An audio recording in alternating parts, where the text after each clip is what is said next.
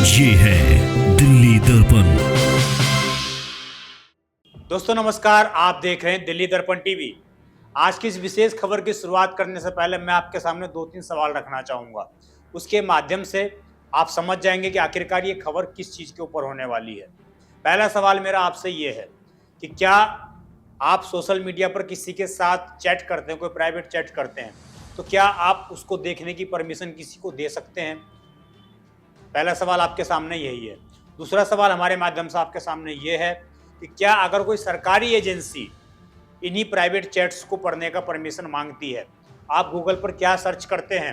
ये देखने का काम करने का परमिशन मांगती है, आप गूगल पर किससे बात कर रहे हैं, आप इंस्टाग्राम पर किसके साथ चैटिंग कर रहे हैं, आप इंस्टाग्राम पर किस तरह की पोस्ट डाल रहे हैं, आप फेसबुक पर किस तरह की पोस्ट डाल रहे हैं, आप ट्विटर पर क्या लिख रहे हैं, आप मेल पर किसी को क्या भेज रहे हैं, क्या इन सब चीज़ों की देखने की परमिशन आप किसी अननोन व्यक्ति या किसी गवर्नमेंट एजेंसी को दे सकते हैं? तो आपके मन में सबसे पहला आंसर यही होगा कि ये हमारे राइट टू प्राइवेसी का खुलेआम उल्लंघन है, परंतु ऐसा अब होने वाला है। आपको बता दूं, हमारे देश के अंदर आयकर विभाग यानी कि ईडी है, जिसके माध्यम से वो लगातार जो लोग आयकर में हेरा फेरी करते हैं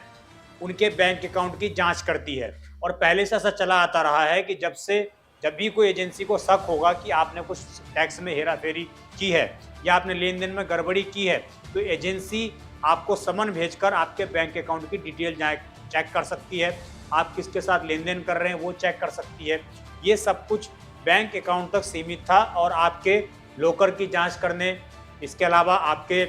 जो पर्सनल अकाउंट्स हैं उनकी जाँच करने, आपके घर की जाँच करने, आपके घर का दरवाज़ा तोड़कर भी एजेंसियां जांच कर सकती थी। ये सब चीज़ें शामिल थी, परंतु अब एक नया नियम आया है। उस नए नियम को बताने से पहले मैं आपको बताऊंगा कि पहले आयकर नियम क्या था और अब आयकर नियम में क्या बदलाव हुए हैं। जो पुराना आयकर नियम था, 1961 का जो पुराना नियम था, उसमें धारा 132 के तहत चोरी या संपत्ति छिपाने का शक होने पर आयकर विभाग आपको नोटिस भेज सकती थी। उसमें उसके अलावा आयकर विभाग के पास ये अधिकार थे, उनके अधिकारियों के पास ये अधिकार थे कि वो लॉकर तोड़ सकती थी, वो दरवाज़ा तोड़कर आपके घर में प्रवेश कर सकती थी, सामान जब्त कर सकती थी, फाइल जांच करने का उसके पास अधिकार था, आपके तमाम बैंक अकाउंट्स को जांच करने का अधिकार था और आपने किस ऐप के माध्यम से ट्रांजैक्शन की है, किस किस को कितनी ट्रांजैक्शन की है, इसका सवाल पूछने का भी एजेंसी के पास अधिकार था। परंतु जैसे जैसे ज़माना बदला, डिजिटलीकरण होता रहा, तो एजेंसियों के पास ये अधिकार नहीं था कि वो किस तरीके से डिजिटल के माध्यम से आप क्या ट्रांजैक्शन कर रहे हैं, किससे क्या बात कर रहे हैं, इसका उनके पास अधिकार नहीं था। और सुप्रीम कोर्ट की भी जैसे गाइडलाइन थी कि आप किसी भी व्यक्ति के निजता के अधिकार का हनन नहीं कर सकते हैं और किसी के भी सोशल अकाउंट चेक करना उसके निजता के अधिकारों का हनन है। तो ये ईडी के जो कार्यशैली थी उसमें कहीं ना कहीं बाधा डालने का काम कर रही थी, परंतु अब इसका तोड़ ले आया है। इसका तोड़ आ गया है नया आयकर विधेयक 2025 जो आया है। इसमें निर्मला सीतारमण ने बजट के दौरान घोषणा की थी,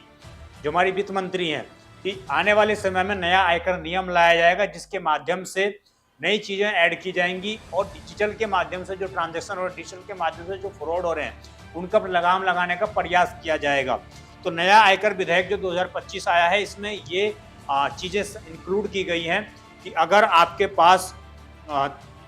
आयकर विभाग का नोटिस आता है, आयकर विभाग का कोई ऑफिसर जांच करने आता है, तो आयकर विभाग के ऑफिसर के बाद और ईडी के पास ये अधिकार हो जाएगा कि वो आपके ऑनलाइन निवेश आप कहाँ कहाँ पर ट्रेड कर रहे हैं इसकी जांच पड़ताल वो कर सकती हैं।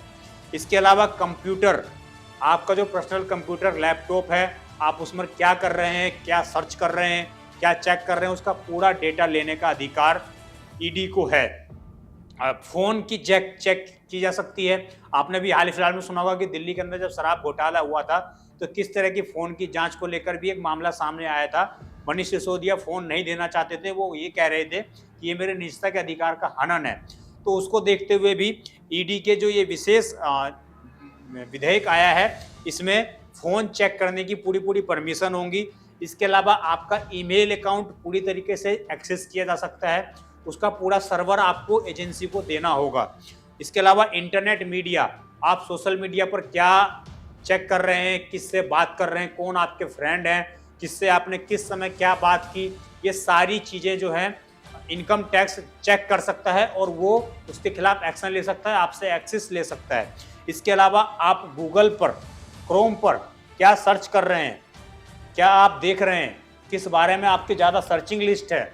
किससे आप ज़्यादा बातें कर रहे हैं, क्या आप कोई प्राइवेट नेटवर्क यूज़ करके बात कर रहे हैं, क्या आप कोई VPN यूज़ करके किसी विदेश में बैठे लोगों से बात कर रहे हैं, ये तमाम चीज़ें एजेंसी अब चेक कर सकती है।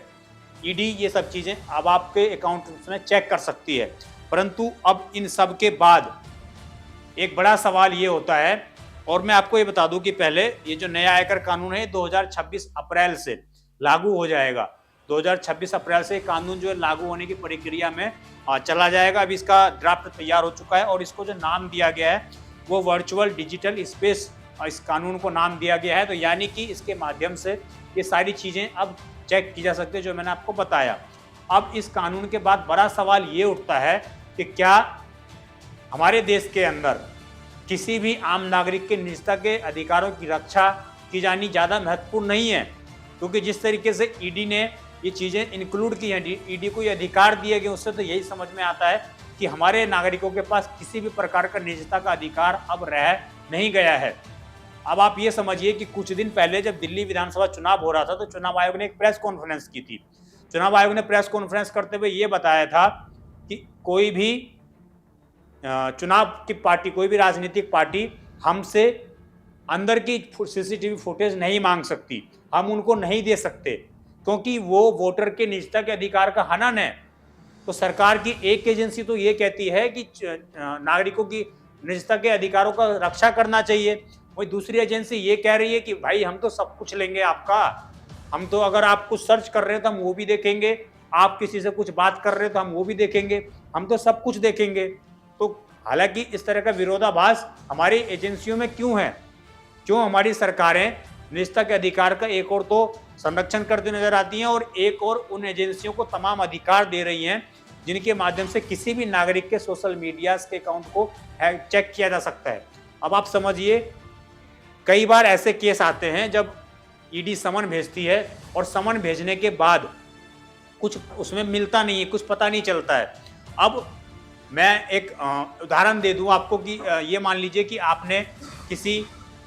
अपनी गर्लफ्रेंड से या किसी से बात कर रखी है, कोई चैट कर रखी है आपने, और एजेंसी को वो चीज़ पता चल जाती है, तो आप समझिए आपके ऊपर कितना मानसिक प्रेशर डाला जाएगा, किस तरह से आपको प्रेशराइज किया जाएगा कि तू तो उससे बात करता है, तुम तो उससे इस तरह की चीज़ें करते हो। ये सब चीज़ें अनऑफिशियल तरीके से हो सकती हैं। हालांकि एजेंसी ये बोलेगी कि सिर्फ और सिर्फ आपको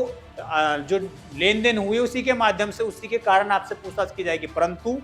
उस व्यक्ति को निजता के चीज़ों को होते हुए उसके जीवन में क्या घटित हो रही है घटनाएं, उसको देखते हुए एजेंसियां ये तमाम सवाल, एजेंसियों के जो अधिकारी हैं तमाम सवाल उससे पूछ सकते हैं और उसको मेंटली प्रेशराइज कर सकते हैं। अब देखने वाला विषय ये होगा कि ये जो ड्राफ्ट तैयार हुआ है, ये जो कानून बनाने का प्रस्तावित हुआ कि 2026 में इसको लागू कर दिया जाएगा, क्या इसके खिलाफ कोई हाई कोर्ट में या सुप्रीम कोर्ट में कोई PIL जाती है या नहीं जाती है। हमारा इसके बताने का प्रयास यही था कि किस तरह का नए कानून आ रहे हैं और किस तरीके से आपको अब सतर्क होने की जरूरत है। अगर आप कोई भी ये समझते हैं कि हम कोई भी हेराफेरी कर लेंगे और बच जाएंगे, तो अब ऐसा होना नामुमकिन है, क्योंकि हर ओर से अब ईडी शिकंजा कसने जा रही है। इसी तरह की तमाम खबरें देखने के लिए आप देखते रहें दिल्ली दर्पण टीवी। मैं विजय ठाकुर, धन्यवाद। लेटेस्ट खबरों के लिए सब्सक्राइब करें हमारा YouTube चैनल या फिर लॉग ऑन करें www.delhidarpantv.com। खबरों की कवरेज और विज्ञापनों के लिए संपर्क करें।